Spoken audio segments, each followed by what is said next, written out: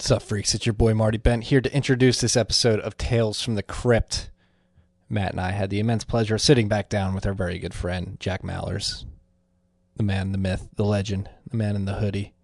The legend in the hoodie. Talk all things that are going on at strike right now. A lot of soul in this episode. A lot of soul came out in this episode. I love when the soul comes out. I think you freaks will too. This episode is brought to you by our good friends at the motherfucking Cash App. Cash App, they're helping you stack sats. Stack sats. Sats. Help you stack sats, send sats, receive sats, sell sats if you so please. They now have a sats back boost. If you have the cash card, you can get sats back if you initiate the boost. Sats are the standard on the Cash App. We're no longer stacking fractions of Bitcoin. One Bitcoin is made up of 100 million Satoshis, or sats as we like to call them, for short. So you don't have to buy a whole Bitcoin. And we're not buying fractions of Bitcoin either. That's cheesy. We're buying whole sats. We're strong men. We buy whole sats. Thousands of sats. 10,000s of sats. Strong women, too.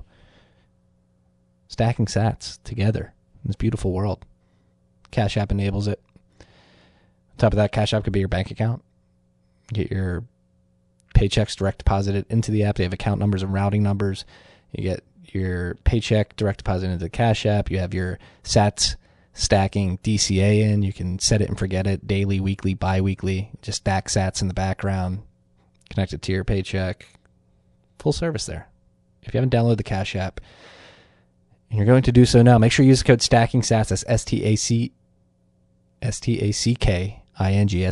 You're going to get $10, and $10 is going to go to our good friends at Owls Lacrosse. That's Owls Lacrosse. Woo! Woo! Not that dirtbag owl who actually says smart things every once in a while, but Owls Lacrosse, the bird. This episode is brought to you by our good new friends at Atoms as well. All right, Atoms, ATOMS, is a shoe company, a new shoe company doing incredible things, building shoes for the individual, the Bitcoiner, who has long time preference in mind. Okay, these shoes, they not only are they extremely comfortable and they form to your feet due to the dope soles that they have, but it also comes in quarter sizes. So you don't have to get a 10.5, an 11, 11.5. You get a 10.5, 10 3/4, 11, 11.25. They really want to make sure that it fits perfectly to your foot. On top of that, staying on, focusing on people with long time preferences. It has this antimicrobial copper. I think that's how you say it. We know how I pronounce things here. In the shoe that prevents smelly shoes. So if you're like a sweaty, smelly foot guy, this is the shoe for you as well. And if you're not, it's still the shoe for you. On top of that, they accept Bitcoin. If you want to pay with these and sats, if you want to give back to the Bitcoin circular economy, the team at Atoms will allow you to do that. So go check everything out. Go to www.atoms.com, atoms.com/TFTC. If you decide to buy a pair of shoes using that link, you're going to get a free pair of socks at checkout, and socks are pretty damn good as well. Enjoy, freaks. Tiki!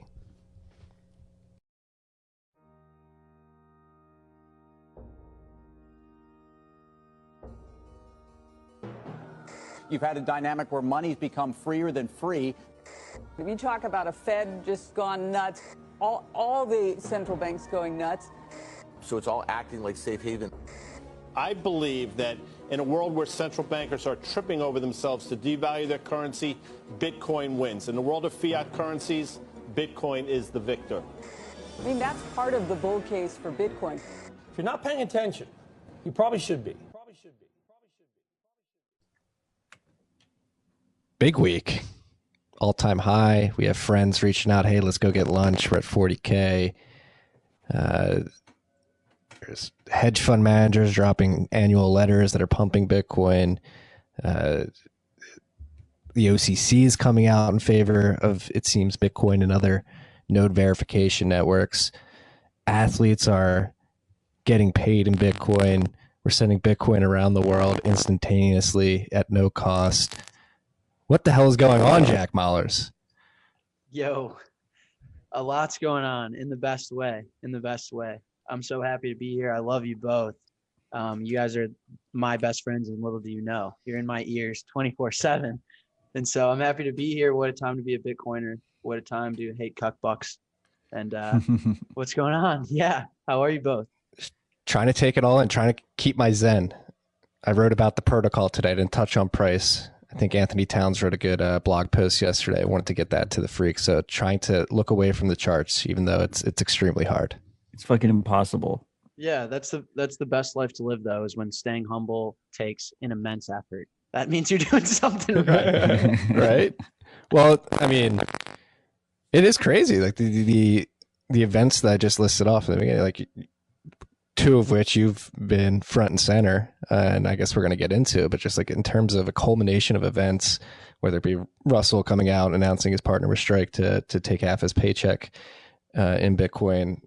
Now we have Stripe Global, but on top of that, like news from the OCC, and then everything going on outside of Bitcoin with the bum rushing of the capital yesterday. It's crazy timing, and the price is obviously going parabolic. We're at 39.23 right now, which is insane. I this is like the most action in the Bitcoin world I've experienced in some time, like even 2017. I mean, looking at a chart doesn't make any sense, but I think it's so funny because you can listen to TFTC rips years ago, and we all called it. Death to cuckbucks, that government's going to dismantle itself, that none of the world we're living in makes any form of sense. Any logical person would look around and be like, what the fuck is this mess? And it's all happening. And as much as we tried to prepare for it, you still cannot emotionally prepare for what we're going through. It's so fascinating. It's such an interesting time. I've been expecting everything that's going on for years. And now that it's happening, I still am in absolute awe. And so as weird as it is, I know, 2020 was such a weird year, and a lot of it was negative and horrible. But I wouldn't trade it for anything else. And I mean that, in that I feel lucky and humbled to be alive right now. As grueling as it is, I feel like we're all part of such significant change for humanity. I really believe that. And I feel humbled to be selected as like a soldier almost, to be a part of it and go through it together. And I think the other side is going to be glorious. So, but with that being said, it's absolutely bizarre. It really makes me think, did my grandfather go through shit like this? Because this is just out of bounds. Right? No, I mean, I agree. 2020 was a shitty year, but maybe we shouldn't trade it for anything, because 2020, your printer go brr, and people losing what little confidence they had left in their institutions pretty rapidly has led a lot of people from all walks of life to have aha moments around Bitcoin. And it seems like last couple months, last few weeks even, particularly, we've hit some sort of weird tipping point where everything's just coming together. It's yeah. I mean, can we, like, I may offend people with this, and I don't mean to, but can we talk about the fact that a weird version of the flu absolutely ruined the planet? I mean, that's insane. A weird version of the flu ruined the planet, required every business to shut down, required people to go broke, and required the Federal Reserve to lose its mind and essentially nominate a new world reserve asset. And we didn't get hit by a missile. We didn't get hit by a meteor. Aliens didn't come and encroach on us. We literally had a variation of the flu that blew up everything around us. If that doesn't scream instability and a lack of order, and doing everything wrong, then I don't know what does. It's so conceptually insane. So you're the only one of the three of us that have had COVID, right? You had COVID last month. Oh yeah. I can What was that like? You mentioned it in passing yesterday in the AMA. It was fine. I mean, my immediate take is, this is what's shutting the world down and ruining lives? Get the fuck out of here. It was the flu. The only weird thing was I lost my sense of smell and taste. That was super bizarre. I did a taste test of. Did you get it back? Yeah, it's fully back. It's a whiskey. I tasted whiskey, Gatorade, lemonade, and hot sauce, and I couldn't tell the difference between any of it. I was just like drinking hot sauce like water. It was weird. But no, I mean, I couldn't believe that that shut the world down. And like, would I be concerned if my grandfather got that? Yeah, of course. I'd also be concerned if my grandfather got on the highway. I mean, like, what are we talking about? I'd be concerned if my grandfather got on a fucking roller coaster. I mean, the loops on a roller coaster may give him a heart attack. So don't put him on a roller coaster. Like, he shouldn't go to bars. He could get COVID. He could get hit by a car. I couldn't believe it. I had the flu for a week. I took vitamins. Called my parents. My friends gave me soup. And then here I am now. So anyways. You heard it here first. Jack hates old people. You heard it here first. No, I mean, it's completely insane. It highlights, I mean, again, like I as well feel very humbled and blessed to be doing this small part, whatever it is we're doing here in the Bitcoin space, but it really highlights the need for Bitcoin. 2020 did, at least, and the centralization of power, whether it be top down from the World Health Organization, state governments, whatever it may be, tech industry censoring stuff, really highlighted the centralized nature of our institutions and how fickle and unstable they are. I mean, yesterday being somewhat of a crescendo, right? Even though it's 2021. Yeah, I think there's this overwhelming sense of anxiety around the world, because you don't know what you're going to wake up to. I mean, we woke up to protesters running through the White House. I mean, that is just, I don't know what I'm looking at anymore. And as crazy, I know for years we're like, well, you know, the Bitcoin protocol, the consensus rules, they can't change from under you. They're defined. You can trust them. And that was kind of a meme, and it was kind of a nerdy thing to say. Well, how about now? How about now where you wake up, you don't know what the fuck's going on. You may bump into a weird version of the flu. The government's going to announce weird shit. Your president's getting banned on Twitter. How about a distributed protocol where the rules don't change? I sit down at my computer, I go to work, I look at my node, and I feel big exhale of, this is comfortable. I know that my node's going to validate blocks. Consensus rules aren't going to change. I know exactly how many Bitcoins are being issued today, and it's a safe place to be. And so I'm at awe of how beautiful this is timing for Bitcoin. Bitcoin is the safest place to be. The network is the safest, most verifiable, guaranteed place to hang out, and Bitcoin is the safest place to store your wealth. And it's painfully obvious at this point. I mean, look at a chart. So yeah, we've been saying this for fucking years, and everyone laughed us out of the room like we were fucking crazy. And now people like Scott Minerd are just like dropping it on fucking Bloomberg, and no one bats an eye. Years. And it's remarkable, man. I mean, the safety and sats thing, and I'm on Fox News, and I just phrase it a little bit different, right? But it's the same point, right? It's the same thing my dad told me. I was 18 years old in 2013. He explained all of this to me. But I think that's how the world and markets work, is that the incentive has to be there. And so those that went out of their way when the incentive wasn't there and saw the future, understood Bitcoin, and got there first are going to be immensely rewarded. And everyone else is acting on incentives. The world is deteriorating in front of our eyes. And I think they don't have a choice at this point, whether you like Bitcoin or not, whether you're mad I'm in a women's closet or not. You don't have a choice. It doesn't matter. Yes, free freaks can't see Jack is recording in a woman's closet. A very luxurious one at that. But that's one thing I wanted to bring up and mention. You've been killing the media scene, the mainstream media scene. You're on Fox Business News. Like you mentioned, Cheddar is absolutely crushing those interviews with lucid, big orange pills, which has been incredible to see. I think your Fox Business News interview, particularly talking about Russell and describing how like he's putting his life on the line and the dollar's just not respecting that risk that he's taking. We even took it another level in the Cheddar one. The Cheddar one, I thought the Fox Business one was fucking hardcore, and then you just dropped even bigger bombs on the Cheddar one. Yeah, well, I'm so happy to be on this podcast because this audience and this podcast is more like my friends than anything else. And I can give you guys some hilarious inside scoop on these. So I went to Scottsdale, Arizona as a normal 26-year-old to hang out with friends for New Year's, right? Like I was planning on getting wasted and enjoying the fact that I was right about cuck bucks and sats. And here I was, all of a sudden, I couldn't stay at the Airbnb with my friends. I had to get a hotel because all the media wanted to talk, and NFL players were calling me nonstop, and I was launching this global remittance product. So I'm like, all right, fuck, I got to go to a hotel. I can't hang out with these kids anymore. So I'm in a desert in a hotel. And Fox is like, hey, we want to put you on TV in an hour. You ready? So I run down to the lobby. I'm like, you guys have like business meeting room. You have Wi-Fi. They're like, Wi-Fi? We give you a margarita. Like, God damn it. This shitty fucking desert, Scottsdale, Arizona. You guys don't have Wi-Fi, you have margaritas. So I'm on like hotspot Wi-Fi.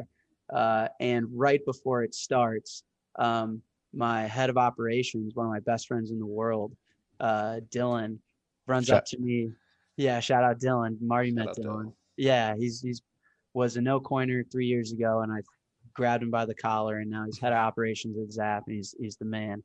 And he runs up, he's like, I gotta bother you. And I'm losing my mind. I'm like, dude, I'm going on fucking TV. I don't have Wi-Fi. This is so fucked. And he's like, Jack, I know, I'm sorry, but we just got an email from the NFL. Like they're trying to sue us or something. And I was like, what the fuck? And so I got Pomp in one ear and people and the Fox in the other. And they're like, here are the questions we're going to ask. You should advertise your product. You should talk slowly. And I remember telling Pomp and Dylan, I was like, you know what, man? I don't give a shit. I'm not here to talk about Zap. I'm going to let them know that what Russell's doing is because the Federal Reserve is inflating all of our dreams away. And I'm going to tell America exactly what they need to hear. And then 2 seconds later, I went live. So that's exactly what happened. Thank God for Dylan putting that NFL inspiration in your ear. Yeah. It's so true. I mean, it's crazy that that dream became a reality for Russell, particularly because what he tweeted in May of 2019 and 15 months later, it's happening. So how's it, let's, I guess, jump into that. How did you and Russell link up and make this happen? Yeah. The Russell thing, he FaceTimed me, 6 months ago, 8 months ago, as a friend, as someone who we just obviously connect on the internet, just like the three of us have. And you're just like, you get it. You understand. I support you. You support me. And it's just a simple friendship. And then as time went on, this is like before Strike was a thing, right? Just good people doing good things, supporting each other. And then Strike becomes this Bitcoin native neobank thing. And he's like, dude, I've been trying to get paid in Bitcoin, try to convince the Chargers, talking to the NFL. Now I'm on the Panthers, and I think I can do it. Do you mind helping me out? And that was all I needed to hear. But yeah, I'm going to go on another one of my rants is that, you know, what Russell is so smart. He's such a leader. He's the most humble leader that, you know, we don't deserve, but desperately need. What he understands is that he's living life at a loss. We all are. If you receive and hold and save in US dollars, your life is deteriorating right in front of you. Everything you've dreamed of. And the CPI is a bold-faced lie. I don't dream of Netflix subscriptions. I don't dream about Caesar salads. I get up in the morning and turn my alarm off even when I want to sleep in because I want a big house. I commute to work when I'm tired and chug coffee even if it tastes like shit because I want to go on vacation. I want a hot girl. I want a hot wife. I want people to love me and care about me. I want to commit and contribute to society and get rewarded for it. And it's not fair that no matter how hard I work, no matter how long my commute is, no matter how nice I am to the boss I hate, that I'm never going to get the things that I dream of. And people don't understand that. And now you're talking about people that live their entire life in debt. You're talking about 18-year-olds that are subscribing to $500,000 in debt before they can legally drink a beer. That's bullshit. That's not fair. And people's lives right in front of them are deteriorating at a rapid pace. And there's not anything they can do about it. And in particular, for professional athletes, it's even more not fair. Ignore the dollar value. I know Russell can buy big houses and stuff, but this guy sacrifices his health for his family, for himself, for all of us, to entertain all of us. I mean, the NFL smuggles the concussion stuff like no one's business. I mean, these guys are getting murdered to play this sport. And his life is deteriorating right in front of him. I mean, let's take an example of a contract, a 5-year, $100 million contract. In 5 years, $100 million is worth $50 million. Or In 5 years, your $100 million, everything that you want to spend it on is twice as expensive. Phrase it however the fuck you want. It's not 5-year, $100 million contract. It's 5-year, $100 million contract with 15 to 20% asset inflation annually. Add that part to the contract. And this is a guy then that his agent takes a cut, his asset manager takes a cut, his real estate agent takes a cut. And at the end of the day, he's sore, he's hurt, he's got concussions, he's bleeding. And for what? He has to, I mean, he's worked his whole life for this, and God forbid he gets injured. God forbid he tears his ACL, and the NFL never picks up another phone call of his. He didn't finish college to commit his life to this sport, right? He doesn't have anything else. And Russell's doing such good work for this nation, for himself, for his family, and he has every right to protect that. And the fact that the NFL doesn't support that is fucking bullshit. It's modern day slavery. It's fucking nonsense. The NFL can suck my dick. Get the fuck out of here. And so, yeah, when Russell called me, I did everything I could to make sure that when he got home from practice and he was sore, all he wanted to do was have sats in his cold storage and spend time with his wife. He didn't want to talk to an asset manager. He didn't want a real estate agent shilling him fucking commercial real estate. And the dream vacation they're going on is getting 20% more expensive every single year. He wanted sats on his cold card and he wanted wine with his wife. And he has every right to do that. And so that's what I fucking did. Boss, right? And you're hitting on something that a lot of people want to shy away from, like the dark side of professional sports and short-lived careers where, yes, their contracts may be high and lucrative for a certain amount of time, but it's pretty well documented that securing that wealth and maintaining it once you're out of the league, whether it be the NFL or other leagues, is proven to be not so straightforward. And the NFL really doesn't help out that much once they're done using your body for a certain amount of time. It's the dark side of life. It is in exemplifying. It's really important for athletes to set this stage, because the way their employers treat them and the risk that they put on themselves, their bodies, their careers, their brands, their family, is immense. But this is the same for every individual. You're going to the kid that's my age, that's busting his ass in sales. You're going to work the next 40 years and do everything you can and blink, and nothing's going to change. In fact, it's going to get worse. The house you want, you'll never be able to own. You'll always have a mortgage. Your education, you'll always be paying back. Your medical shit, you'll never be able to afford. You're going to be in debt and owing to society forever unless you exit, unless you protect yourself. And if you want to do that in real estate, fine. You want to take 15% of your paycheck and somehow allocate that to commercial real estate to protect your wealth? Good luck. I don't know how the fuck you're going to do that, but good luck. You want to store gold bars in your closet in an effort to protect yourself? Go for it. At this point, I'm not even going to convince you. You do that. You do that. I'm going to go live in massive citadels in Chicago and you stuff gold bars in your fucking underwear drawer. Or you can use what is so clearly the future, what is a solution that was engineered to solve this problem. We built this, we as the community, as human beings, as society, engineered this thing and memed it into existence to protect ourselves and to solve this exact problem. So Russell's setting this example, not only for athletes, for everyone. This is a problem everyone has, and now it's on a global stage. It's front page news, and it's a huge deal. And we built this solution. Don't compare us to gold. Gold is fucking minerals. Don't compare us to a fucking brick building down the block. No, we built this with our bare hands for humanity to solve this problem and continue this human race in a positive light, because this was an absolute disaster that I was born into. And we built this to fix it. And it shouldn't even be compared to anything else. This is a solution we engineered. I'm fired up, man. The soul coming out right now. God damn Fucking it. beautiful. It pisses me off. It really does. The NFL emailing me that I can't tweet about Bitcoin. Fuck you.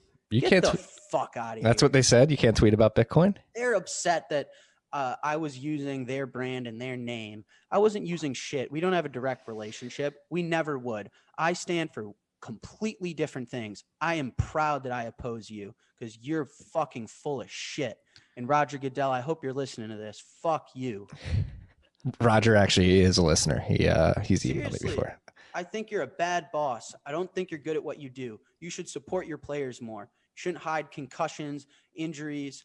I mean, these big corporations, they prey on individuals. And if me, Dave Portnoy, all of these people that stand up for the common man, what are you going to tell me that I can't support Russell and allow him to preserve his wealth and what he wants? What world are we living in? You got to be kidding me. I as soon as the NFL, I got off that Fox Business interview. Here's some more inside scoop. I called my dad and I cried. I was like, Dad, I'm out of gas. I mean, I can't go in a lawsuit with the NFL. And then 15 minutes later, he called me back. My lawyers called me back. We're all on the phone. And we're all at the same time, we're like, you know what? Fuck the NFL. Who do they think they are? They're going to throw me in jail because I gave Russell Bitcoin? Get the fuck out of here. So, yeah, I'm fired up, man. I'm so fired up. We'll get on the front lines against the NFL with you. Yeah. I know a few people who have handcuffed themselves to the NFL headquarters. We can ask for some advice. I love that. I mean, that was awesome. The whole point of your setup at Strike with the Pay Me in Bitcoin setup, the Paycheck program in Strike, is that it's employer agnostic, right? It's like this idea that people have wanted to get paid in Bitcoin regardless of their profession for years now. And obviously their employers are still dragging their feet. They want to pay them in US dollars or whatever their local fiat currency is. The whole reason you set it up the way you did was so that the employer doesn't matter. Absolutely. Yeah. Don't go through HR. Don't try and convince your boss that stacking sats is the way and that he should hold it on his balance sheet and whatever. If you can, great. That's probably even better. But if not, just get your direct deposit and what the amount you want to save, set it in your settings, and we'll puke it out to your cold storage. Yeah. I mean, it's the same thing as stacking sats. Everyone knows that. I mean, people are tweeting at me like, dude, this isn't novel. I've been stacking sats for years. I'm like, I'm not saying it's novel. It's a different way to think about it. And it was a solution I built for someone who asked for it. But the point still stands is money that you're not using to operate your life needs to be protected, preserved, and saved. And your savings is important and it's representative of the quality of your life, right? Like when we talk about money and energy, money is energy, like Michael Saylor says. And you want to keep a full battery. Your full battery allows you to do anything with your phone, right? You want to play a racing game. You want to make an international phone call.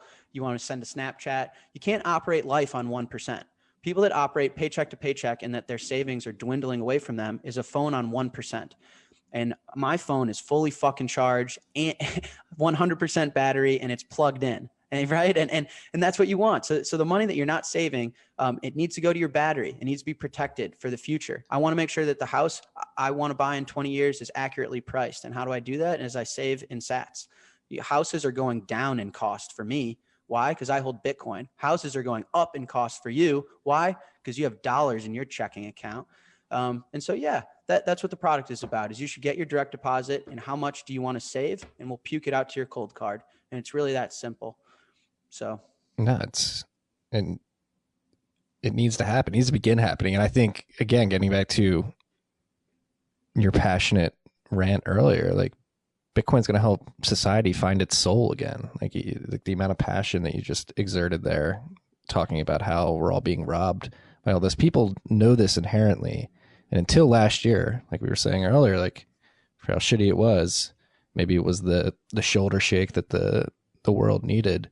More people are turning to Bitcoin and realizing, hey, it may fix this. And particularly for that amount of people or that cohort of people living on 1%, like they don't have the opportunity to even think about 3 weeks, 4 weeks out. And they're constantly on that struggle for the next paycheck, the next meal. And that just puts a great amount of people in a dark place. You can't even think optimistically when that is your reality. Yeah, it sucks, man. And looking around me, so like as a guy in his 20s, you know, I guess before COVID, you'll go to a bar and you've got the guy who's spending thousands of dollars on bottle service. He's got a Gucci bag. He's got a Louis Vuitton belt and he's got pearly white shoes. And I'm like, bro, your battery's on 1%. What are you doing, man? I'm at Club Paris, dude. I'm at Club Yeah. Paris. Why your battery's draining?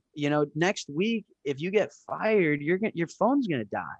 What are you doing buying bottle service and stuff? Charge your battery. But that's just a result of, it's a domino effect. If you're going to inflate everything around us, you're going to make holding cash in my checking account worthless as the seconds go by. I'm going to spend it. And then you get into these virtue and social signaling of where is it being spent? Who's cooler? You want to announce to the world, I've solved this problem. I will be able to afford a house. I will be able to afford to go to Harvard University, because that's what we're dealing is. It's an absolute fear of being able to live out your dreams. Who in modern day without Bitcoin is able to grow up and live and do the things we all aspire to do. The 1%, the NBA player, everyone else, you get robbed. It gets taken away from you by the Federal Reserve.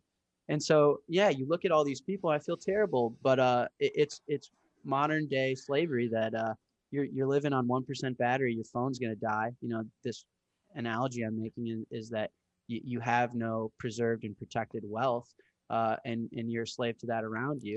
And I think nowadays and in the future, people are going to charge their battery. And instead of buying bottle service and Louis belts and getting rid of your cash because you have to, you should protect and preserve your wealth in sats and charge your battery, protect your wealth, and protect the quality of life that you have the right to live.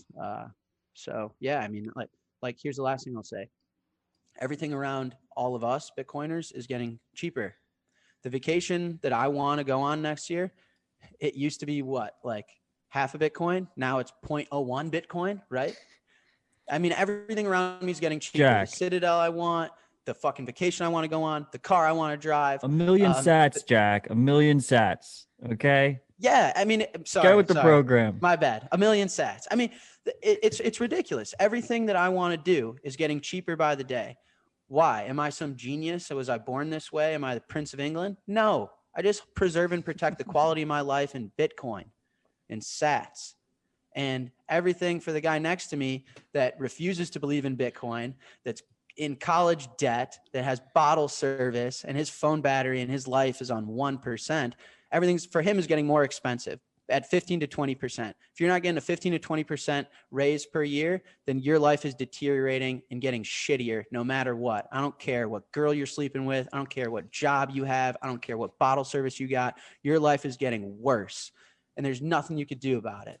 And so that's super fucking important. And thank you, COVID, or whoever we need to thank, for allowing this stage and allowing people to put microphones in front of my face and go on TV. However we got here, I'm thankful for it, because it's about damn time. Well, I get fired up every time, man. I'm sorry. It's all good, dude. And that's like what I think. So that's one half of the announcement this week, where you're talking about culturally athletes getting into Bitcoin as a store of value, and that narrative should begin permeating throughout society more and more, is that, hey, stack sats, it's going to respect your life force better than the cuck bucks. But then number two, so that attacks the incumbent system from the monetary good aspect.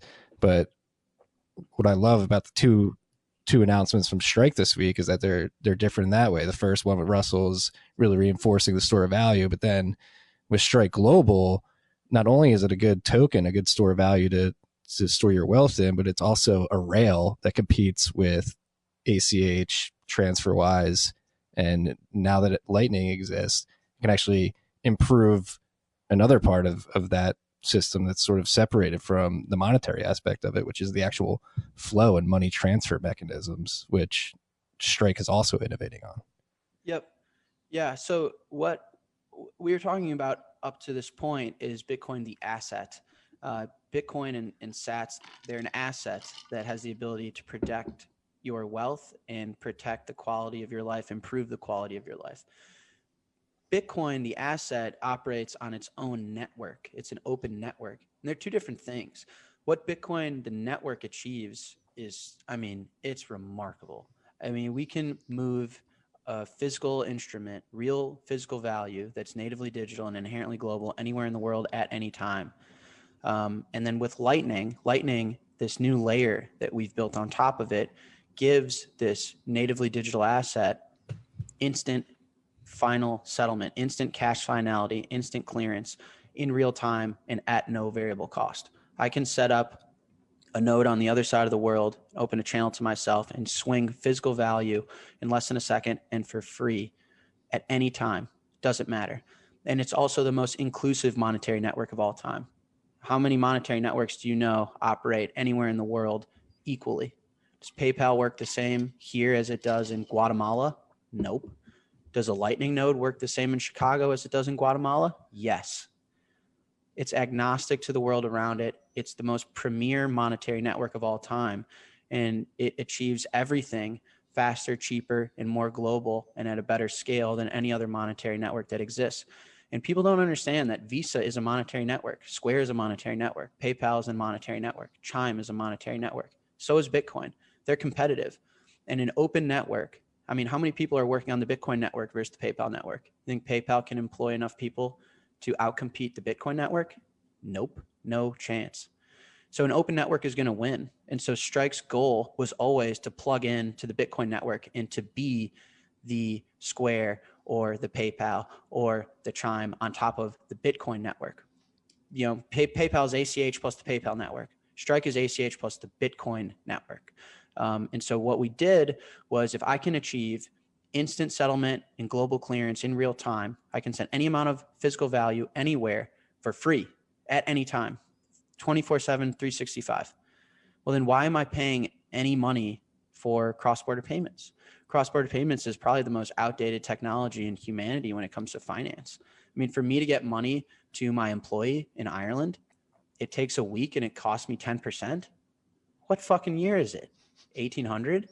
I mean, it's ridiculous. And now we have an open monetary network that just absolutely solves that. And so that was always my goal with Strike. I mean, first I had to launch it in the US. I had to make sure I had to get the license. I had to make sure that what I was thinking and dreaming about in bed was realistic and achievable. And then as soon as I did that, it was, you know, all gas go. It was, all right, let's fucking do it. And so, yeah, I'll stop there wherever you want to take this. But I think it's a massive step forward for the human race, that we're utilizing this novel monetary network to improve on the last, gosh, I don't know, 1,000 years. Yeah. 24/7 settlement, 365. Like that alone, the movement of collateral, just having that ability is massively beneficial for the market and a step function improvement. But when you add second layers and instant settlement on those layers, that's takes it to a whole nother level. Matt, I know you want to step in. So, I mean, I love the vision. I just want to unpack this a little bit.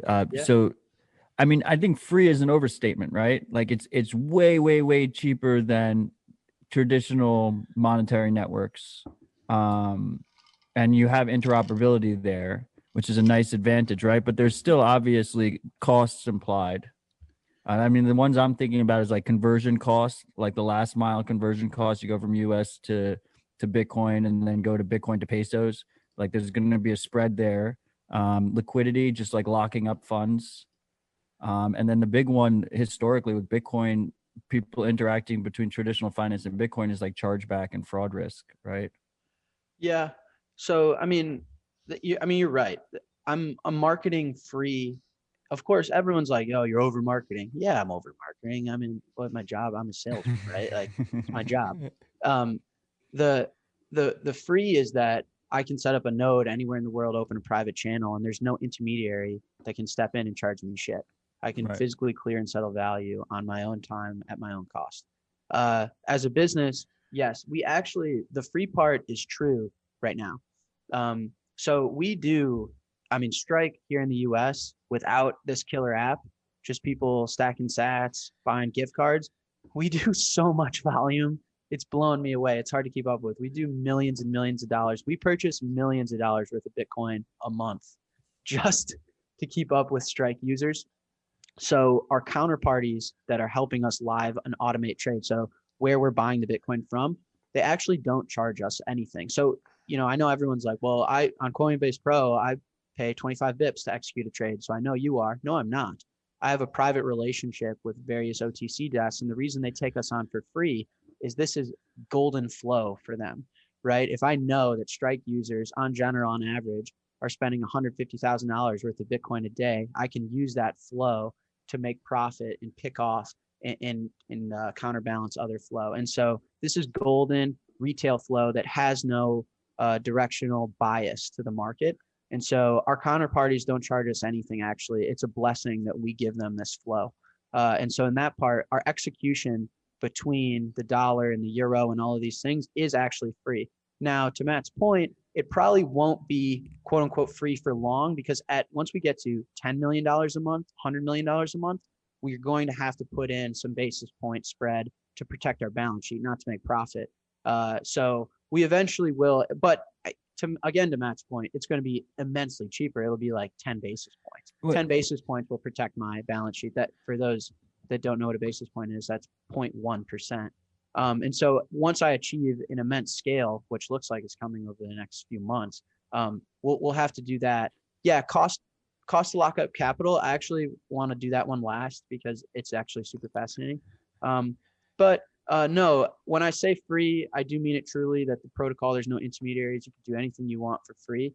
And as a business, we'll have to incur costs. The fraud stuff we've actually done an amazing job with already. I mean, Strike's operative live right now in the United States, and we still don't charge anything. It's something you can solve with engineering. So that is going to get driven down no matter what. I appreciate the candid response. I mean, that's a fantastic response. To be clear here, the monetary networks you're competing with that you've named previously, Cash App, one of our sponsors, PayPal, Venmo, they've historically competed on the free consumer on the consumer level. Their payments are all free, even though there's obviously hidden costs. They eat those costs in the beginning to basically build up network value, right? To get people like in their system. So I see that strategy relatively similar here. I guess the bigger question is the coolest part about something like Strike in this element compared to the traditional monetary networks is you're plugging in to a global interoperable network. So the switching costs aren't as high. You don't have that lock-in, right? So I think there's going to probably, and I wonder if you agree, like there'll probably be strong competitive pressure to keep consumer-facing fees as low as possible. That's absolutely correct. Smart guy, Matthew. That's correct. And to your point, when I talk to potential investors or people that are interested in the business, I mean, our margins for everything is like 99.99%. I mean, it doesn't cost me anything to do anything I'm doing, right? Like, oh man, moving dollars to euros in the same second must cost you a fortune. It doesn't cost me shit. If I were to charge 50 basis points for that, all of that is net profit. It's insane.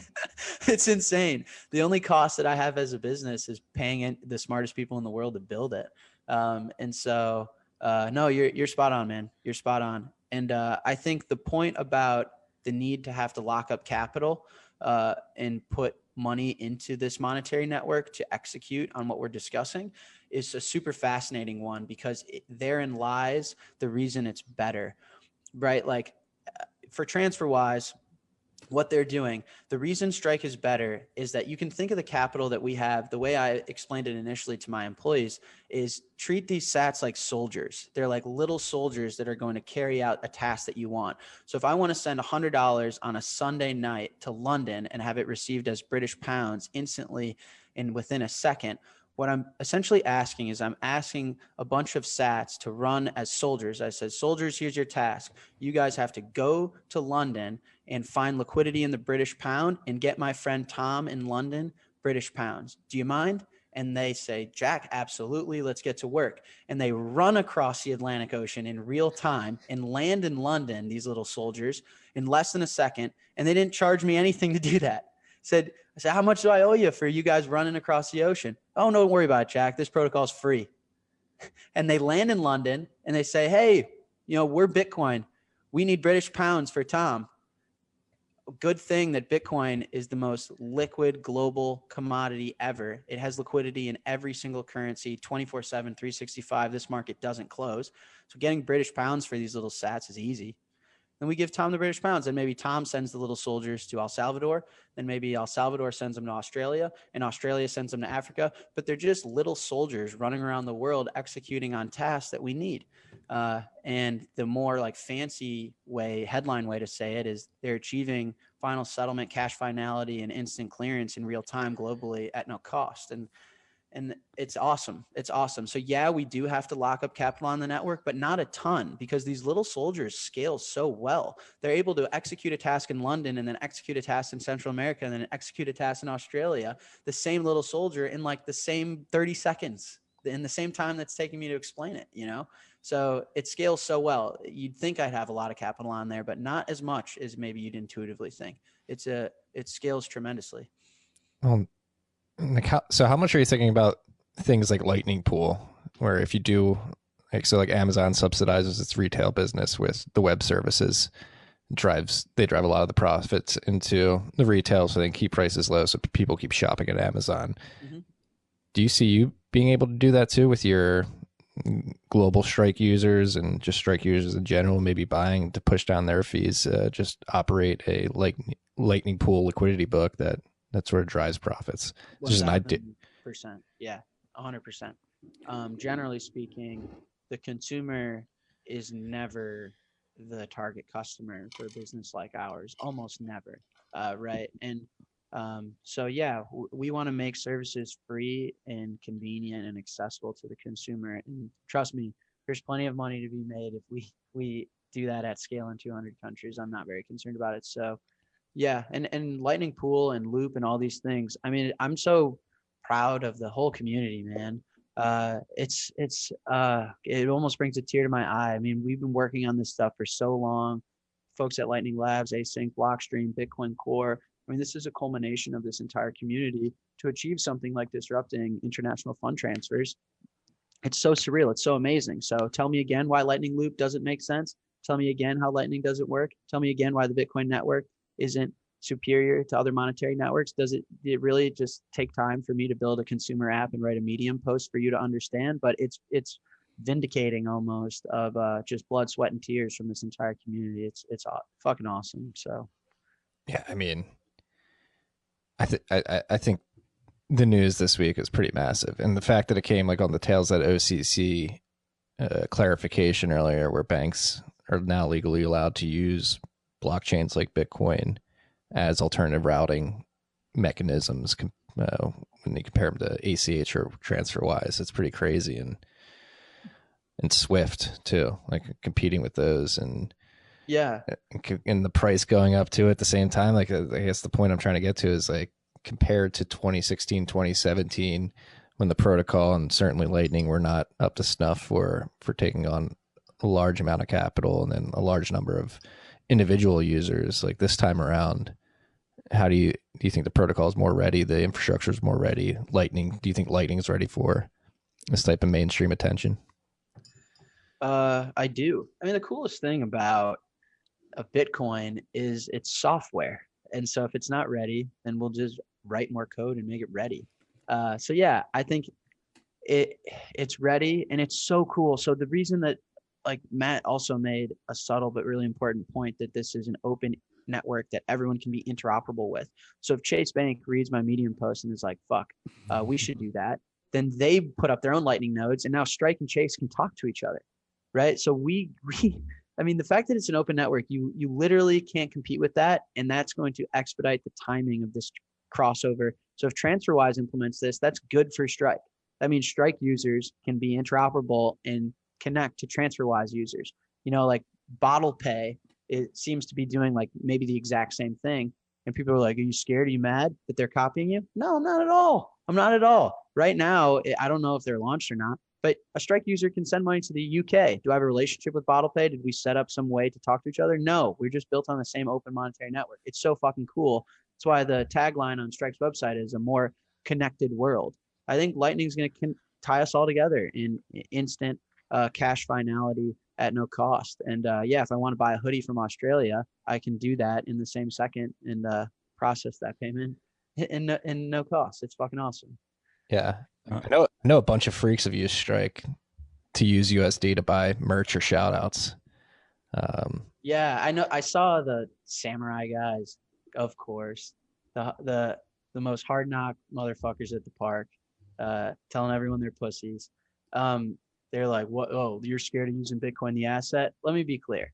I also use Bitcoin the asset, and if you don't want to use Strike, it's really easy not to. You just don't fucking use it.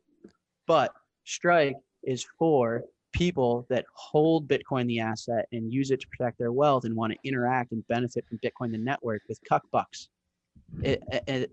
So yeah, it's really cool that I can make a Bitcoin payment with my US dollars. I don't ever touch my cold storage. Why would I?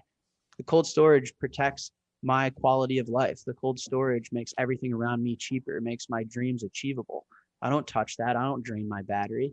But to benefit and interact with the Bitcoin network and get instant cash finality and free international payments anywhere in the world at any time, the collateral I want to use with that is cuck bucks. I have no problem getting rid of cuck bucks. So it's awesome.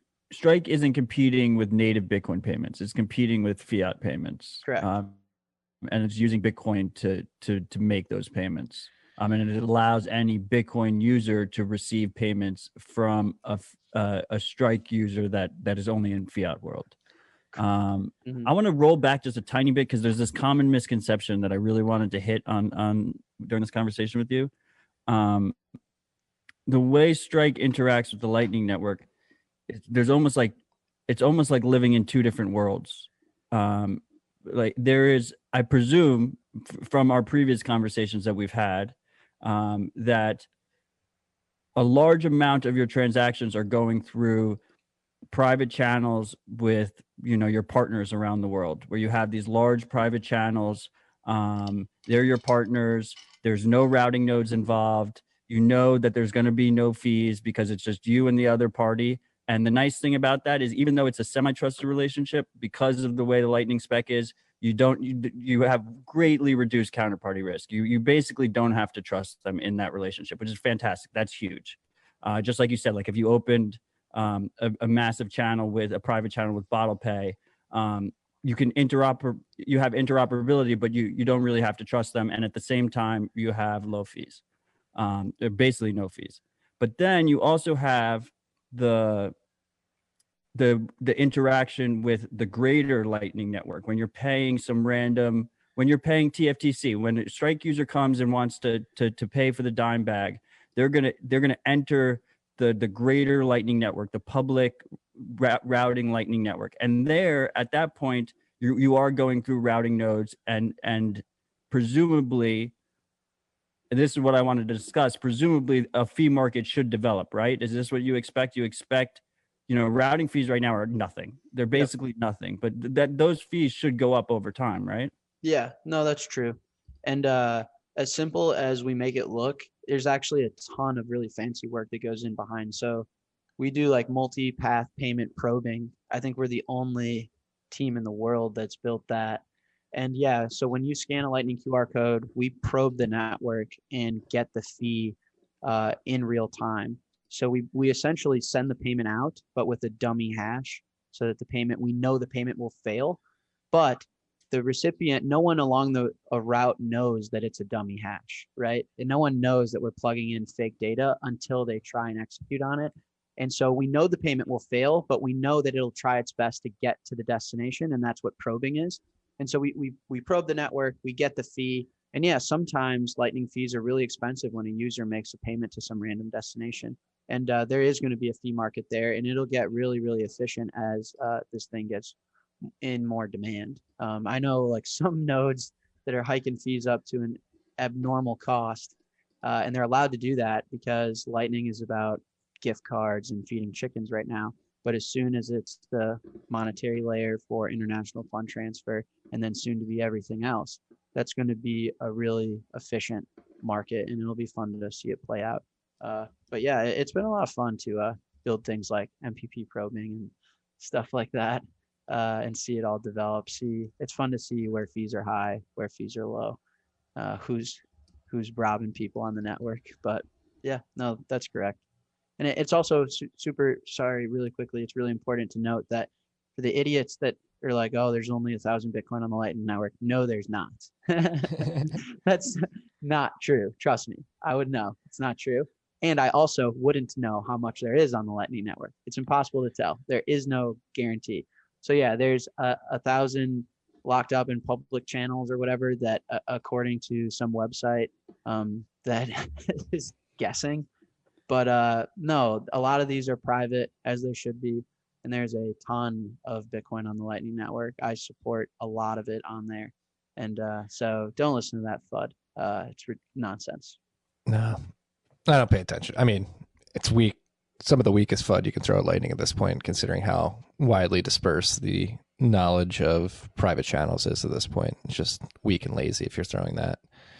But like getting back to like the mechanics of like Strike the app and how it interacts with the Lightning Network and compares to Swift, like we do envision a world in which Bitcoin takes over and people are using the Bitcoin network to transact value in a peer-to-peer fashion via third parties, whatever it may be. But we do see it replacing Swift, ACH, TransferWise at some point in the future, or at least the plumbing that those systems use.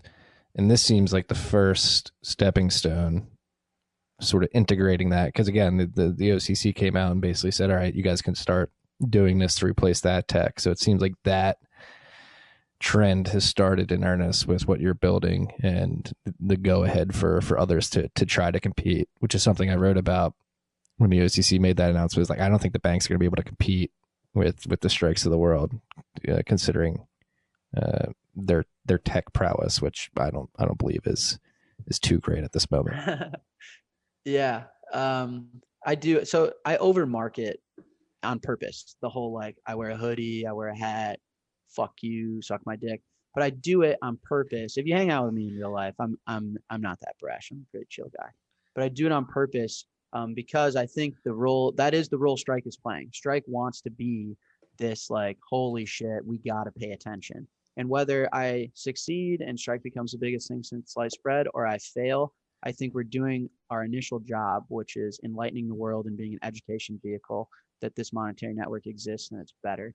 And it is the future.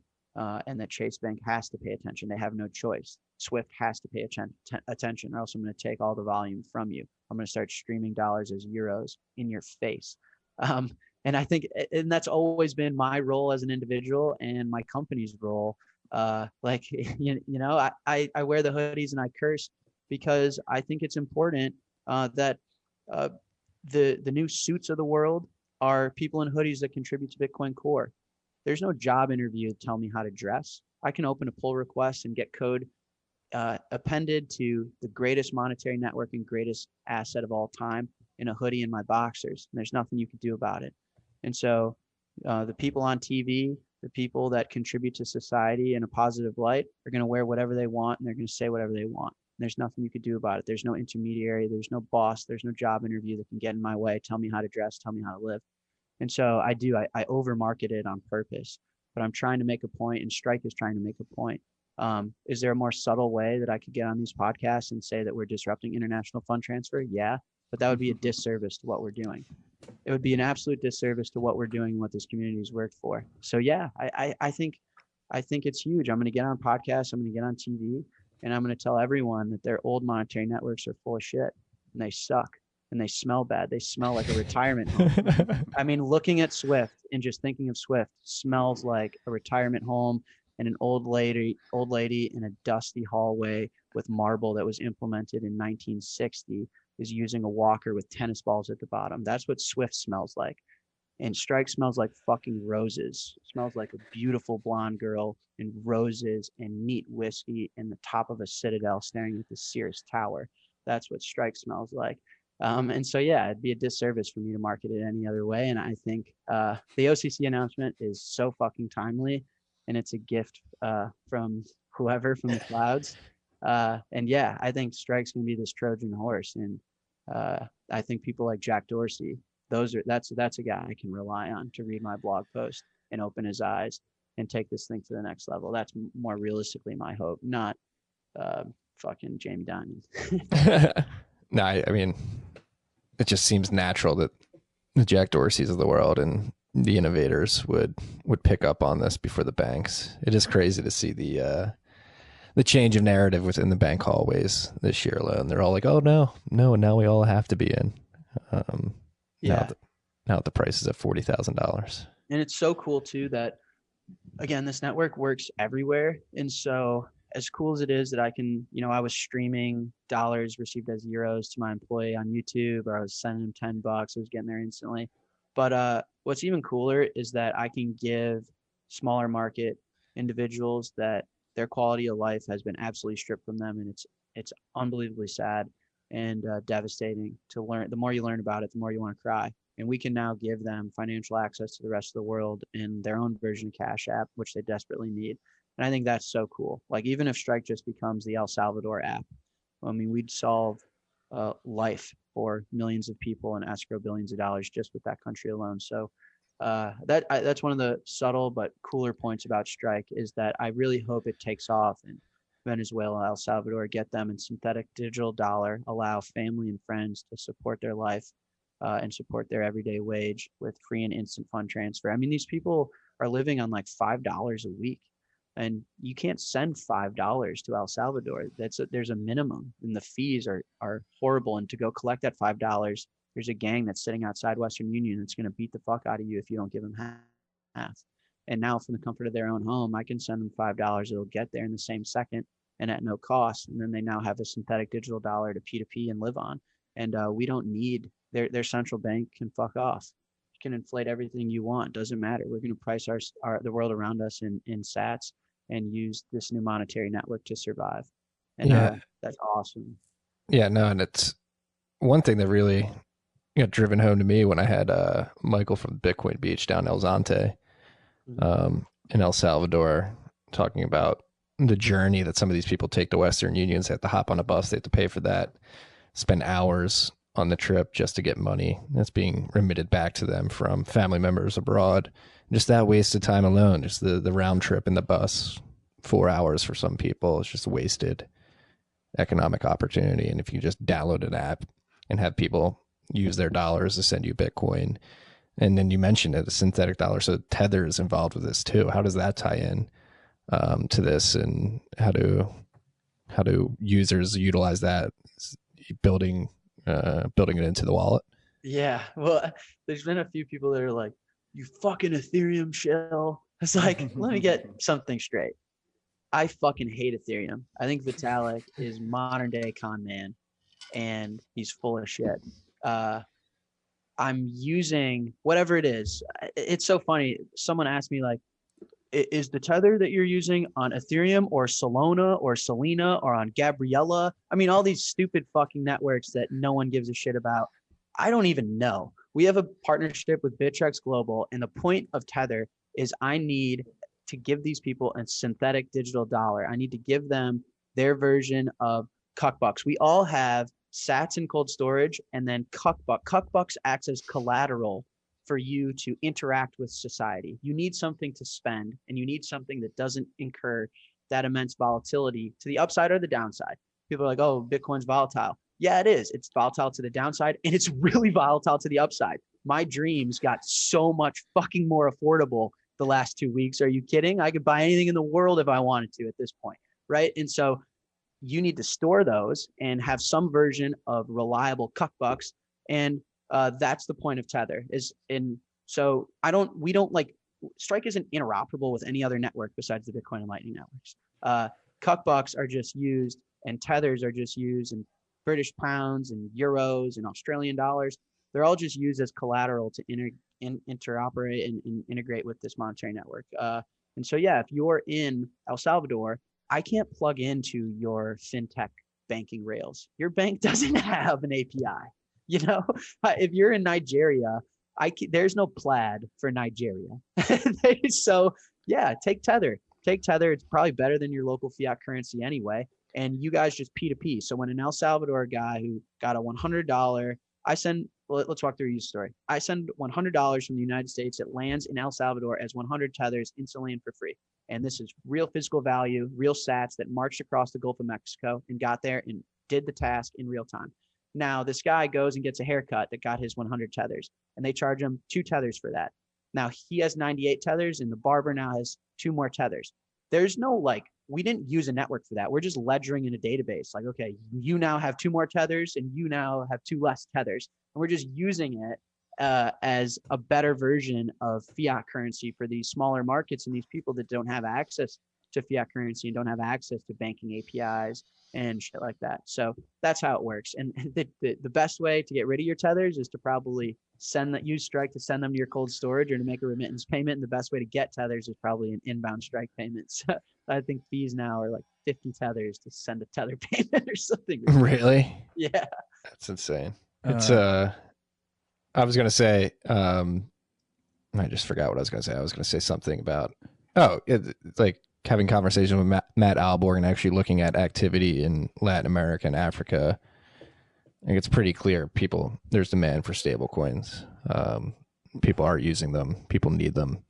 I think this is going to be huge. I mean, stable coins are inherently unstable in the long run, but there will be this transitionary period where people use them. It's a short-term thing. Ultimately, I mean, personally, I think ultimately sats, become the standard unit of value, and just people will hold that. And, most of the volatility, to be frank, is to the upside. And I think when people talk about stable coins, they really mean they just want to reduce downside risk. I don't think upside risk is, I don't think people really have issues with their store value increasing and purchasing power.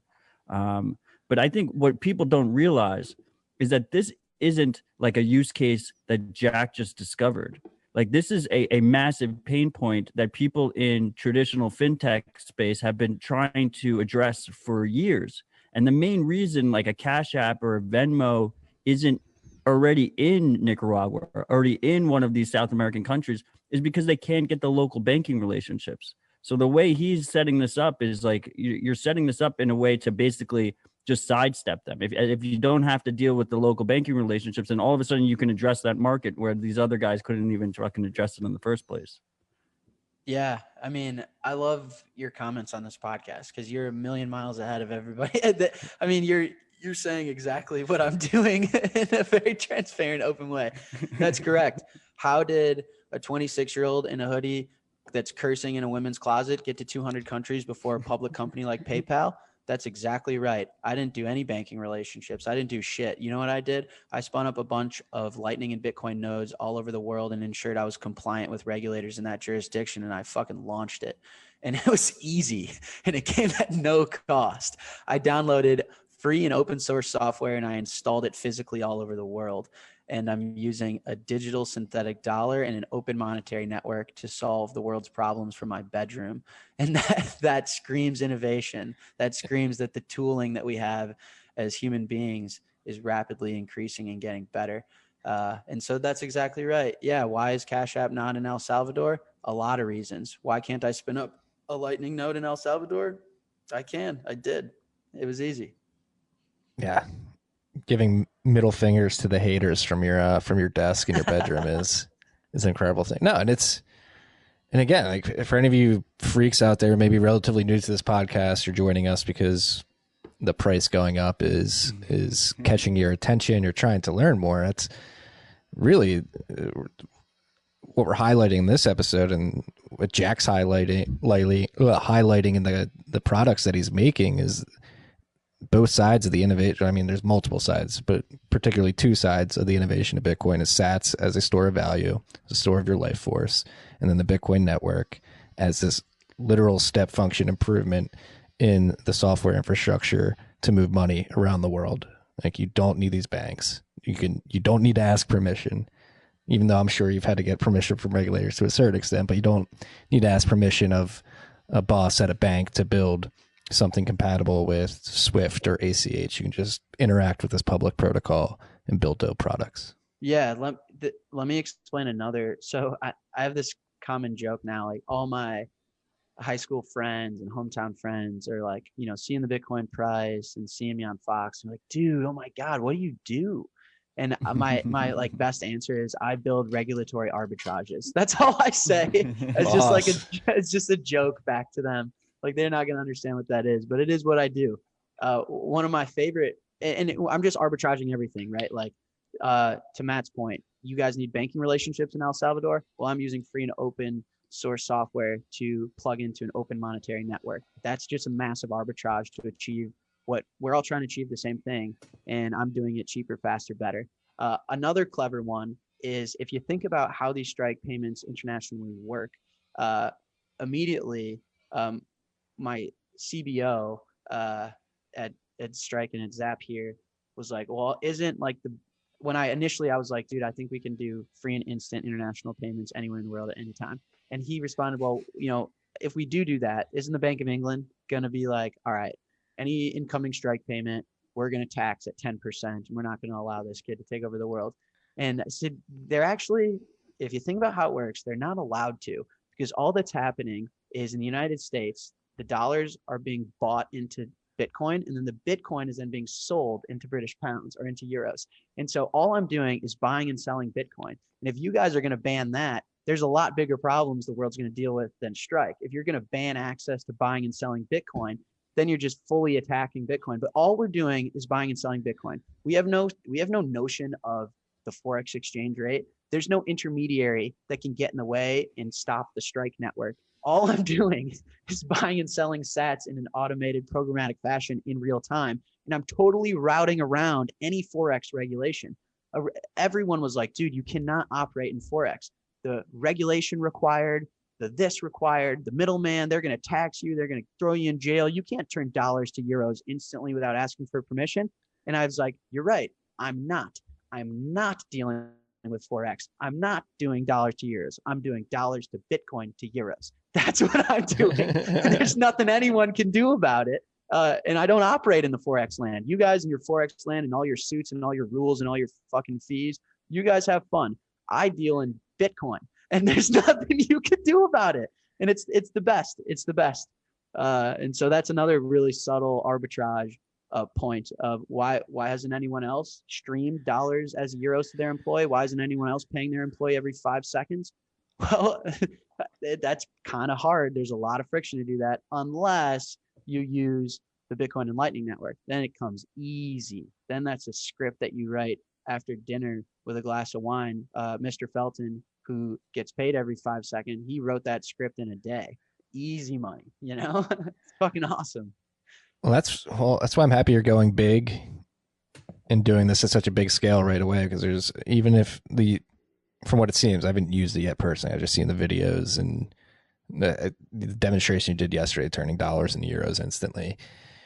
Like if that works at scale, which I assume you're confident it will, that is a UX that is a step function improvement on the incumbent. And so that you have like a quasi Uber situation where like everybody's like, hey, I want to use this. It's better. If the regulators do try to step in the future, it's like, you're really going to take this step function improvement and moving this money away from people who need it most, arguably too, because it's doing remittance the most, people in pretty piss poor situations in countries around the world. Yeah. Hey, if you want to stop strike international transfers, then you have to stop the ability for the individual to buy and sell Bitcoin. And so then you're going to get a pissed off Jack Mallard. You're going to get a pissed off Michael Saylor, Jack Dorsey. You're going to get a pissed off everyone. And so good luck. Too late for that, buddy. If you guys want to stop Bitcoin, you should have tried maybe in 2009. It's far too late for that. And so, yeah, get with it or get lost at this point. And everything I'm doing, if you unpack strike, it's actually deathly simple. It's really simple and subtle, but immensely profound when implemented and deployed, obviously. And devil's in the details, and I'm so proud of my team for executing on it. But I mean, it's simple, man. We're just buying and selling sats all over the world. That's all we're doing. Whew. Have you had time to breathe at all the last couple of weeks? Are you breathing now after the big announcement?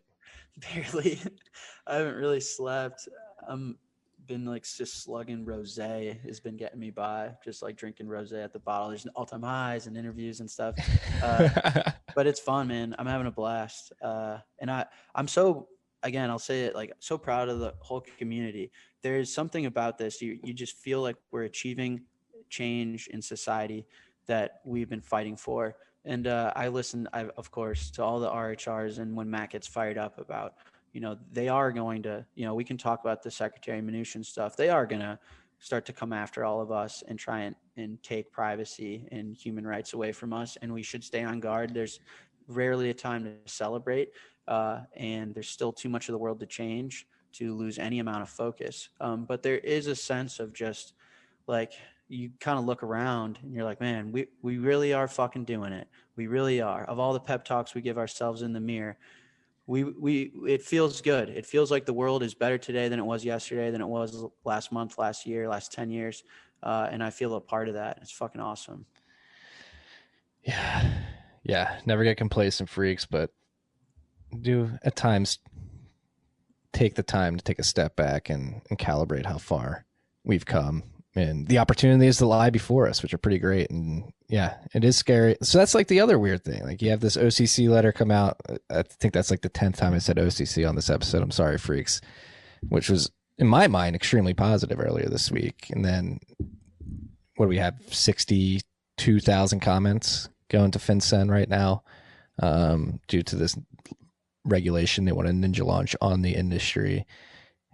Like the lack of clarity and continuity between regulators is just fucking annoying. If anything, it's like a huge annoying. How annoying is it for you, like building all this shit? Yeah, well, super quickly, I also want to make the point of like all of the things that's changing around us for the better in Bitcoin's place in the world, rightfully so, and how it's improving on the quality of life for all of us. That's everyone's doing. If you're listening to this podcast, that's because of you. And don't let anyone take that away from you. Bitcoin has this brand that if you're associated with it, you're a criminal or you should be guilty. It's not something you should bring up in common conversation. And that's bullshit. Bitcoin Core devs, Lightning devs, Strike devs, the everyday person that informs everyone else, works hard to educate you two. This is all of your doing. Everyone should be proud. And I'm proud of everyone listening to this. We did it and we're doing it and we're going to keep doing it. We're going to change the world. And don't let people make you feel guilty for owning sats. Don't let people look at you weird for being interested in the Lightning protocol. Fuck you. Don't let them take that away from you. You earned this. You did this. You're changing the world. Whether you just average stack sats in your free time and listen to TFTC, or whether you dedicate your whole life to building on Bitcoin Core, I don't care. You're part of this. You're authoring this. Bitcoin is a solution humanity built. It's not a gold mineral fucking piece of metal that the planet pooped out that we decided is a store of value. No, we built this with our fucking hands and we memed it into existence. And I'm proud of everyone for that. Anyways, don't let them take it away from you. Secretary Mnuchin, I got to unwind and unjackify myself. As the CEO and founder of a money service business, it is frustrating. It's unfortunate. And but what I told my team is hey, listen, I literally had a meeting. I knew this was coming long before the public did. And I told my team, you guys take the amount of time you want to cry about it. And I meant that. 10 seconds, 10 minutes, 10 hours, whatever you need to, it's immensely unfortunate. It was blatantly disrespect and malicious that he did this over the holidays, the time frame, every contextual property and detail of this proposal is disrespectful and harmful to all of us here operating in the space and operating money service businesses. And so I told my team, you guys take what you need.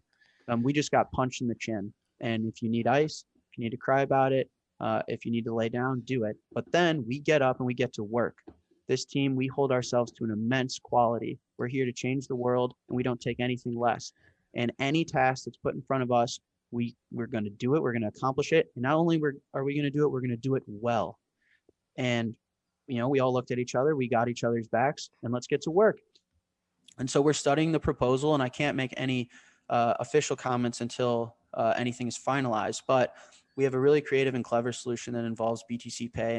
And I have absolutely no fear that we're going to overcome this. And if Mnuchin wants to give me a new rule, I'm going to build another regulatory arbitrage. Bet your ass on that. That's what I do. I'm best at that.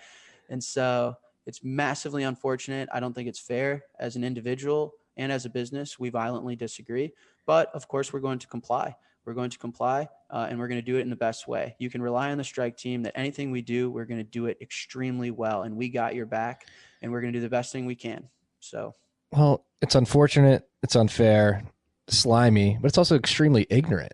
Like that letter particularly showed a lack of understanding of how the Bitcoin protocol works and how those proposed rules could be easily routed around or Yeah, gamed. well, let's be clear here. I don't think the intended goal and what success looks like from FinCEN and the United States Treasury is to give proper oversight and regulation to Bitcoin and this new monetary network. I think success for them is to get in its way, frustrate, and potentially put people out of business, and potentially halt what is a revolutionary technology and asset class that's on the brink of absolutely changing the world. And that was their goal, and it's as clear as day. So yeah, do they seem ignorant? It's because they are. It's because they're not trying to help anyone but themselves. I think that part's obvious. But like I said before I start getting on a rant, we're going to comply. We're going to do the best we can. And ultimately, over the long term, have faith in government and in regulators to do what's right. I know a lot of people in office that violently disagree with this as well. And, again, it's unfortunate for a lot of reasons, but it's not the end of the world. And I don't think anyone should seriously fret over it. We're going to figure it out, and we're going to solve it just like we do everything else.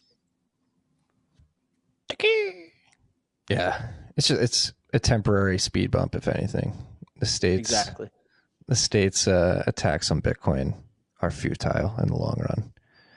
And that, you're playing regulatory arbitrage and jurisdictional arbitrage too. That's like another thing. If the U.S. were to get restrictive and sort of clamp down on Bitcoin companies and users, I don't think anybody would bat an eye at moving, or not.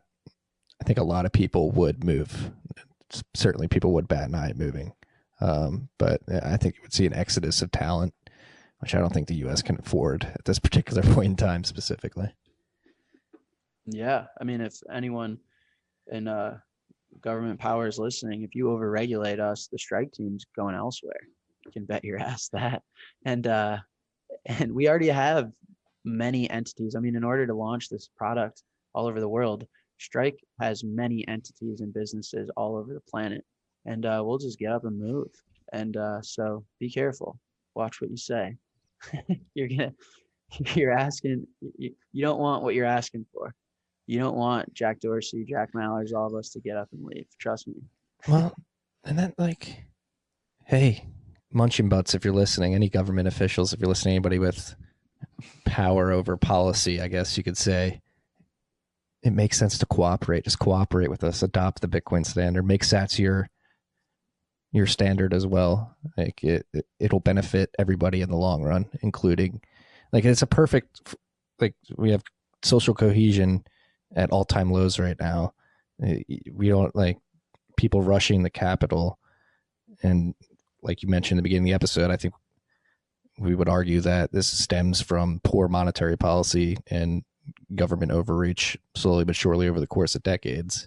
This is if you're a politician right now and you actually want to go down in history as somebody who's respected and remembered well, adopting a Bitcoin standard is probably one of the number one things you could do, or being positive towards Bitcoin and helping your citizens, or the citizens of the country that you are a politician in, get Bitcoin and make Bitcoin part of your economy. You'll go down in the history books as a great man or woman, trying to perpetuate the fiat system and push us down this surveillance state road. You're not going to look good in posterity. Think about your long-term reputation. All the politicians listening to this, just food for thought. Yeah, well, I would also add on to that and say, what's your long-term plan? Because anyone that learns to understand Bitcoin realizes you don't have a choice. So what Secretary Mnuchin has done, it smells and reeks of utter panic. I mean, it smells and reeks for someone to shotgun that, 30 days before they're leaving office in such a manner. It just screams as panic, disorganized, lack of understanding, ignorant, all of the things. And I would ask, what's your long-term plan? Where do you want this country in 100 years? Not on January 21st. But politicians, unfortunately, the incentive isn't for them to think about that. But I don't think governments have a choice. I think eventually the world is going to unfold as it should. Time's the ultimate truth teller. So I'm not sure. I would encourage them to do everything you said, but on the back half, I'm not sure they have much of a choice given enough time. Right. Submit. Checkmate. Has checkmate? Have we reached checkmate yet in the long-term geopolitical game theory? Maybe. Who knows? I need to watch my mouth, watch my tone when I talk about this type of stuff nowadays. But we'll see. Did you find time to watch? Did you find time to watch the Queen's Gambit throughout all this? No, dude, I actually haven't. So I have my chess set behind me. Can you see? Yeah. Yeah. No, I haven't. I heard it's great though, and I'm glad chess is getting some spotlight. It's an awesome game. Love that game. Have you been able to play chess at all throughout all this? Oh, dude, chess is like my modern day stress ball. Instead of like squeezing a stress ball, I just play 1 minute chess online when I'm stressed out. It's awesome. So yeah, I play chess online like all day, every day when I'm not working. It's my favorite hobby. It's something I need to get more into. That's one thing I miss about New York. Being able to hop off the L train at Union Square and see everybody playing chess. Yeah. It's when I Love so chess. I did go to college for like 60 days or something. And it was my campus was in Queens, New York, and I would ditch every single class, and I would train to New York City and play chess in the parks for like 12 hours and then come home, go to sleep, and eventually like just left college. But it was my favorite thing to do. I would just hang out with the homeless all day and play chess and eat chicken wings. It's awesome. look at you now. Oh, Oh, I dear. miss those days, man. Maybe I need to go back when the world opens back up. That's another thing. When are we opening it back up? Matt, when are we opening it back up? Why are you bringing me in at this point of the conversation? I don't know. I mean, it depends where you live. Otherwise, you're already open right now. All right. Yeah, people I don't just wanted to. Good. I just wanted to, you brought up the OCC like 15 times this episode. The freaks who listened to the most recent Citadel Dispatch, I said it was like shitcoiner news. Why is the OCC news bullish? Like, to me, it's like reads like something like a Coinbase VC type would be excited about, like stable coins for banks.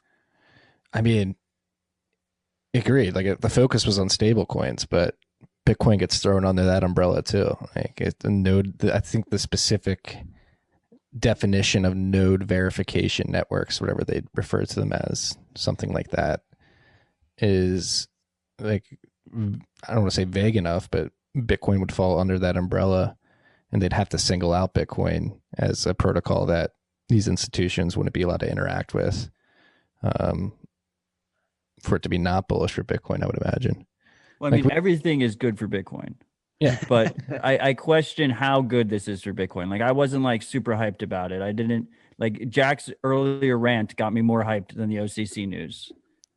Well, I think it just, again, that's what it was. It was a legal clarification. So people who may have not built products because there was no clarification around this particular ability may go build stuff that makes Bitcoin more useful. I think like the timing to me that was so hilarious is all I got from the announcement was, in more or less words, they're like, hey, you know what? We are open to using new technology for better settlement. That sounds kind of cool. But it to me, it read as like, that's cute. Vitalik and his little rants that make no sense and use words that don't even exist. You guys are adorable. Of course we support that. And then I come in and go, oh, do you support that? Let me dunk on your fucking face. And I change the world with it. And so that's why it's bullish, is you guys can't backtrack on it now and see exactly the Lightning Network and be like, oh, whoa. Free instant payments anywhere. You're banking the unbanked. oh, Jesus Christ, never mind, revert. Yeah. It's like, no, I'm glad you thought stable coins were really cute and adorable. And oh my goodness, Vitalik, you're such a genius. And yeah, I'm going to come on the back half of that alley-oop and dunk all over your fucking face. That's how that's going to work. Yeah, I think the broad, like being able to create a broad definition out of that node verification network definite or description of a blockchain really provides Bitcoin cover. Like Jack just said, yeah, probably have stable coins and ETRC20 tokens on the mine, but Bitcoin falls into that purview. I guess my point is I just don't think like banks are going to be the ones innovating here. No, but Jack can go innovate, and the rule applies to him too. And so the Jacks of the world have more clarification, even though it seems like you weren't waiting for any clarification. You're going to launch it anyway. Yeah, it was just like, oh, you guys are willing to submit and admit to the fact that technology is probably outdated and there may be better ways to do things. Oh, okay, let me show you. Exactly. And fine, if you guys want to try and replicate Strike on the Ethereum network, good fucking luck. I dare you to spin up enough nodes all over the world and to make free instant Ethereum payments. Good luck. I'll see you in the year 3021. Good fucking luck with that. Meanwhile, I'm going to launch this product in 200 countries whenever I feel like it. Maybe after this podcast, I'll release it publicly, click the button. And so, yeah, you guys want to see what better technology looks like? Well, I'm glad you're open to it, and I'm glad you're willing to admit the fact that your technology fucking sucks and that you guys are intermediaries that charge fees and delay payments because you were gifted the power for some obscure, odd reason. And now I have an open monetary network that works 10 times better, and I'm glad that you're submitting to that fact. Thank you very much. I'll take the throne from here. Yes, please take the throne from these people literally sucking life force out of the masses via the Kantian effect. It's no, that's like the beauty is you're forcing these people, these entities in the banking system to realize, oh shit, like you guys had all the power, you're sitting pretty, you got all the bailout money, you got access to the Fed window, you're able to create dollars out of thin air, loan it out at interest. You're resting on your laurels, you're all fat, sitting back. Next bailout's coming, they're printing trillions, we're going to get access to that. Well, guess what? This whole separate network is here to fuck up your day. And they literally can't compete. That's what I said in the newsletter yesterday. It was like, these banks aren't going to be able to compete. So Matt, to your point, like I agree. I don't think the banks are going to be innovating and bringing products to market that most people are going to use, but it sort of creates like a hole in the regulatory walled garden that the banking system has had for quite a while. That may be like a little loophole that allows startups that are accessing the Bitcoin network in a very specific way to compete. But the startups weren't affected by this rule change to begin with, right? Like they were already able to interact with I mean, Jack, you specifically, like there's no practical change here for you, right? No, yeah, we were going to launch it anyway. I think what behind closed doors, what everyone was talking about is Circle fucked, basically. Is that the United States is, I swear to God, that was transparently like the conversation. It was like the United States is going to come down hard on stable coins. You can't just issue and give access to US dollars without the Federal Reserve and the United States government having anything to do about it. And it was, how are they going to come hard? Like, where's the regulation going to exist? Who's allowed to do what? And that announcement and clarification from the OCC was just their opinion on like, here's where we stand before this shit gets out of hand and gets messy. Is like, this is our opinion, this is where we stand, and we're generally supportive of the idea of better technology. So yeah, we were going to launch no matter what. They can't do anything about the Lightning Network, but for me, it's just more of like the overarching point of like, okay, I'm glad you guys think that's cute, and I'm glad you're open to better technology, because let me show you better technology. I'll take the mic from here. And yeah, it's my favorite thing. Like, you know, to both your points, like, yeah, people are going to have to innovate and keep up. They're not going to have a choice. But my favorite thing is like, people are like, oh man, TransferWise is going to have to lower their fees. I just started laughing, like, lower their fees. Yeah. TransferWise is going to have to find a way to get a US dollar, this piece of shit paper over an ocean in 1 second and at no cost. What are they going to hire a private jet, create teleportation and get US dollars to London instantly for free? Lower their fees. They're going to have to change their entire business. Lower their fees. Get the fuck out of here. Everyone's going to have to adopt and be interoperable and plug into this new monetary network. You don't have a choice. It's not about your fees. So yeah, it's pretty cool. I'm excited. Yeah. Well, thank you for crushing it. You're, again, lay low, put your nose to the grindstone, get NFL, MLB, NBA players putting some of their paycheck in Bitcoin via Strike. And then, hey, you know what? I'm going to launch this global remittance network as well at the same time. So you just came out of nowhere and I didn't even give me a warning, dude. We all have, though. And like I said, if you unpack Strike, it's really simple. If you unpack Bitcoin, it's really simple. And we've all just been nose to the grind, educating, building, and memeing a better world. And yeah, I have that feeling for everyone. I'm proud of you two. I'm proud of the community. I'm proud of my parents. I'm proud of everyone, man. I think, yeah, this is all deserving, and it's fucking awesome. Proud of everyone. We're proud of you too. Are you Love winning, you, bro. Are you winning, son? I feel like the dad that's checking in on Jack every once in a while. Like, are you winning, son? Are you winning the game? Yeah, I've got, my phone is ringing now with all these professional athletes are watching my rants, and they're all that's the other thing. I heard Matt say it. I don't remember which podcast or medium, but that there's like a brand switch happening where stacking sats is fucking cool now. That's where the cool kids hang out. That's where LeBron James hangs out. He's Tobias Harris was tweeting about it last night. Fuck yes. Yeah, like this is the cool kids hang out here, have cold cards, and stack sats to their cold storage. That's not a nerdy thing anymore. Oh, you take your paycheck and you put it in cuck bucks and chase, you fucking loser. You get no pussy. Fucking loser. Fucking professional athletes and people that live out their dreams and drive nice cars and live in citadels. Our paychecks go to cold cards in cold storage in the form of sats to protect our quality of life, baby. And that's where the cool kids are now. I love it. The kings of clout, man. It's going to be insane to see how quickly this seeps further into our culture. Like how many utterances of sats makes it into raps this year? Are you bullish on sats and raps in 2021?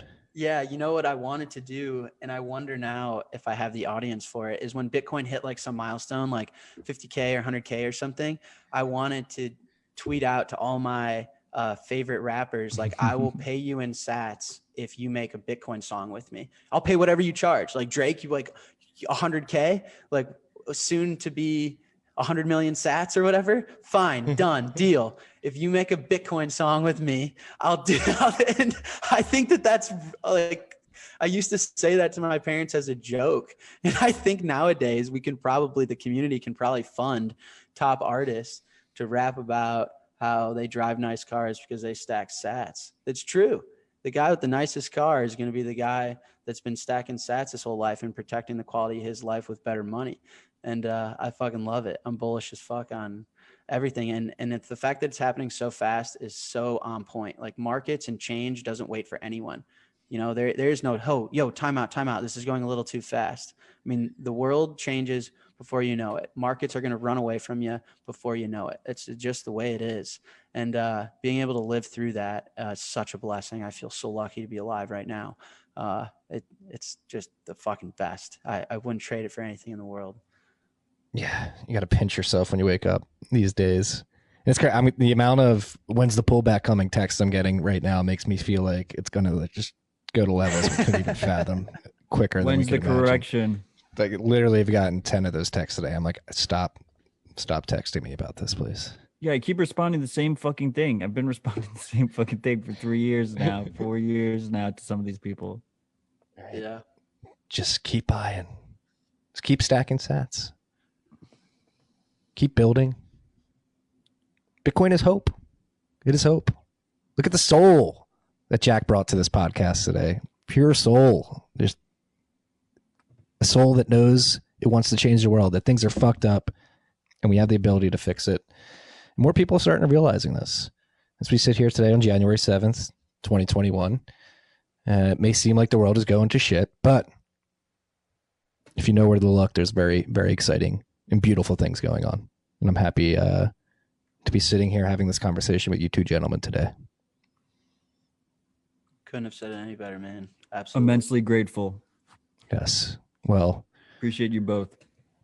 appreciate you too. Jack, is there anywhere you want to send the freaks as you roll out strike? Any information you want the freaks to look at, to get access to? Not really. All you guys can message me on Twitter. I try and I read every message. Email me. Hit me up if you need me, if you need anything. And global.strike.me. I cannot unleash this thing to 200 countries at once because I just don't have the balance sheet and the firepower. I am doing this all out of my bedroom, so I have to do it gradually over the next month or so. So sign up, help me test it. Seriously, let me know where you're from. Let me know what countries I need to go to first. Tell me your story, and I'll give you access and let you test. And global.strike.me, and then soon thereafter, we'll launch it around the world, and we'll see what happens. But yeah, hit me up. I appreciate it and love this community so much. We're changing the world, and don't let anyone tell you different. Yeah. Keep crushing it. Proud of you, Jack. Peace and love, freaks.